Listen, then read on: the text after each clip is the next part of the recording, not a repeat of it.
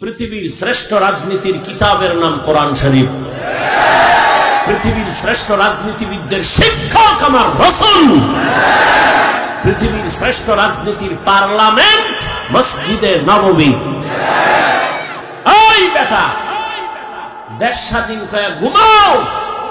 স্বাধীন হলে চট্টগ্রামে আইনজীবীর গলা কাটে কারা? কিসের স্বাধীন? মুসলমান স্বাধীন ওই দিন বলবে যেদিন ইসলামের স্বাধীন হবে।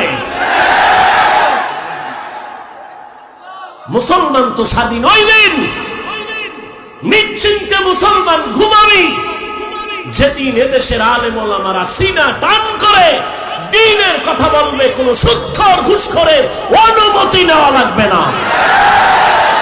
মুসলমান তো স্বাধীন বলে নিশ্চিন্তে ঘুমাবে স্বাধীন যেদিন এদেশের মাদ্রাসা মসজিদের কমিটিতে একটা বেনামাজি সুদখোর থাকবে না।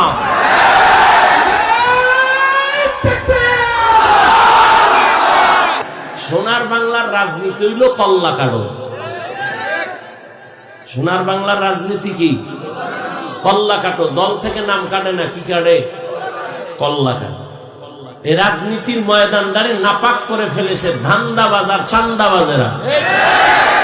আলেমদের হাতে নিতে হবে। রসুল রাষ্ট্র চালায় নাই, আবু বকর রাষ্ট্র চালায় নাই, ওমরে ফারুক চালায় নাই, রাষ্ট্র চালাইছেন। তাদের রাষ্ট্র পরিচালনা কেমন নবী দেখায় গেছেন।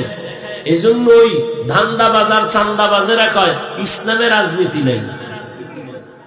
তার মানে সব দিক থেকে ইসলাম কমপ্লিট, রাষ্ট্রের ব্যাপারে ইসলাম দুর্বল। কি যুবকেরা, রাষ্ট্রের ব্যাপারে ইসলাম কোরআন শরীফ দুর্বল কেন বলে? ওরাও জানে ইসলামই সঠিক, মানে না কেন? চুরি করতে পারবে না, দুর্নীতি করতে পারবে না, চান্দাবাজি আর ধান্দাবাজি চলবে না। ইমাম সাহেব থাকতে হবে নিরপেক্ষ। তা আমি বলি যুবকরা তোরাও স্লোগান দে, কমিটির প্রত্যেক দায়িত্বশীলকেও নিরপেক্ষ থাকতে হবে। আর কমিটির লোকেরা যদি পয়সা রাজনীতি করে, ইমাম সাহেব মাইক লাগায়া ইসলামের রাজনীতি করবে।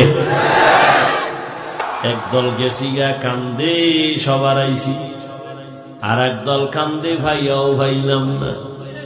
কিন্তু হুজুরদের কোনো টেনশন নাই। রসুলের আদর্শ নিয়ে যারা আছে, আগেও যেমন এখনো তেমন ভবিষ্যতেও তেমন। বেয়াদবি করলে তার পতন অনিবার্য। এই যত ঝামেলা দেখো বাংলাদেশে, সব আলেমদের সাথে বেয়াদবি করার ফলাফল। ভালো করে বুঝুরে মুমিন।